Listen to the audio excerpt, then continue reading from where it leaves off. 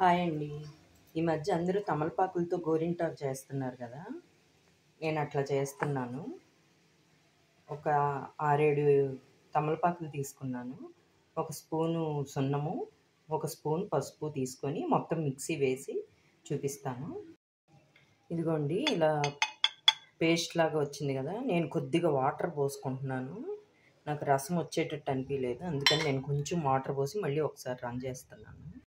ఇదిగోండి ఇప్పుడు ఇలా పేస్ట్ లాగా అయింది కదా! ఇప్పుడు దీన్ని వడపోసుకుందాము. ఇదిగోండి వడపోస్తే ఇంత రసం వచ్చింది. ఇప్పుడు దీంట్లో మనం కుంకుమ కలుపుకుందాము. కుంకుమ వేసుకొని మనం లిక్విడ్ లాగా అయ్యేదాకా కలుపుకుందాము. ఇదిగోండి కుంకుమ కలిపితే ఇలా వచ్చింది. నేనైతే ఒక చేతికి పెట్టేసుకున్నాను. ఇది 1 నిమిషం ఆరాక కడిగి చూపిస్తాను ఎలా వచ్చిందో. సక్సెస్ అయిందా లేదా చూద్దాము.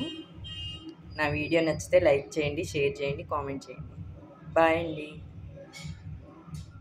5 మినిట్స్ ఆరాక చూపిస్తాను. ఇదిగోండి డ్రై అయిపోయింది కదా! ఇప్పుడు నేను కడిగేసి చూపిస్తాను. నేను చేసిన వీడియో సక్సెస్ అయిందా లేదో చూద్దాము. ఇదిగోండి ఇలా వచ్చింది. నేను ఆల్రెడీ గోరింటాకు చెయ్యి కదా! అందుకని నాకు అసలు అర్థం కావట్లేదు. మీకు అర్థమవుతుందా? ఏమన్నా కలర్ వచ్చిందా రాలేదా కామెంట్ చేయండి. నా వీడియో నచ్చితే లైక్ చేయండి, షేర్ చేయండి, కామెంట్ చేయండి. బాయ్.